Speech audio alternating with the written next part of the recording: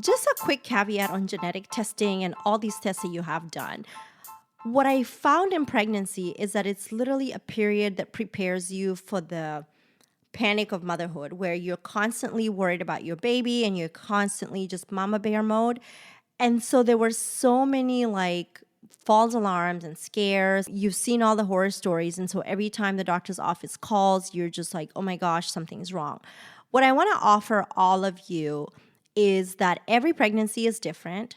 As much as you want to compare notes with other people, just don't do that to yourself. Take every day at a time and just let things be that you can control and just let things go that you can't control, because it can be so anxiety inducing, you guys. It can be literally everything you're like doing, you just are so worried that it's going to cause harm to your baby or something bad's going to happen. Just take every day at a time. Reach out to people who have had babies before. Just stay off Dr. Google. Dr. Google is not your friend. Dr. Google will have you on the edge, losing your mind. So just a caveat. Okay, so who do you tell that you're pregnant?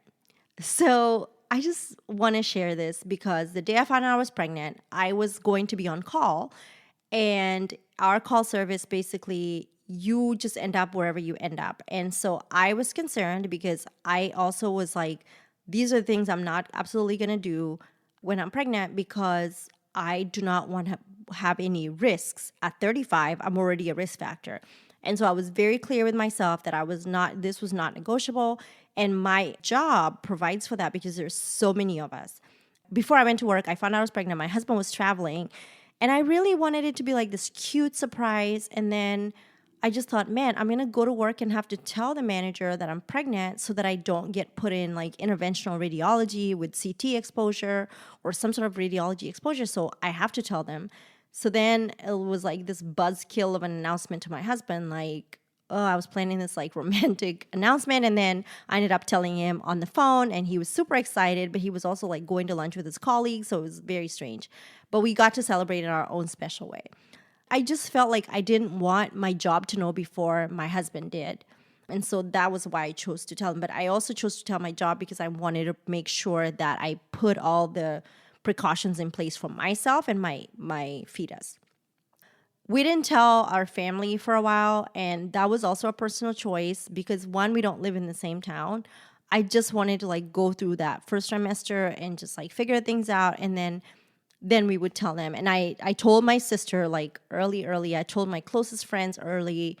And then I wanted to tell my parents, my mom in person. So that worked out. And then we also told my in-laws on Christmas Eve. So everybody, kind of the grandparents, got to know on the same day. So there wasn't any of, oh, these people found out first and these people didn't find out. When you're deciding who to tell you're pregnant, it's super personal as of a choice. You can tell people the first day you find out you're pregnant. That is totally up to you.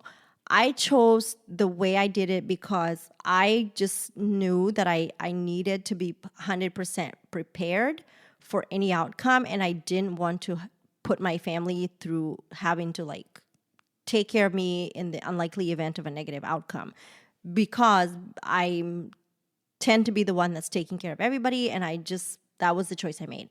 I wanted to share that one of the reasons people get cautious about sharing that they're pregnant, especially early, is the question about miscarriage. And about 15% of diagnosed pregnancies end in miscarriage. Now, the good news is 85% of them don't, right? And in most cases of miscarriages, the embryo stops growing before the cardiac system is developed. So they may not even see a heartbeat on the ultrasound. But once they see a heartbeat on the ultrasound, then this is information I actually got from my doctor's office. The risk of miscarriage is much lower. So if the baby has a heartbeat after 8 weeks from the last period, then the risk of miscarriage is less than 5%. After 12 weeks, if the baby still has a heartbeat, the risk is less than 1%. Many people choose to wait to tell the people about their pregnancies based on this statistic. So it's a personal choice. I cannot tell you, oh, you need to tell these people now. And that is so personal. And I have caught myself in a state of judgment when people were like not sharing that they were pregnant, but it was obviously pregnant. And I'm of the opinion that like, listen, I will not ask a woman when she's pregnant and if she's pregnant until she tells me. I believe that everybody's uterus is their business and I have no business asking.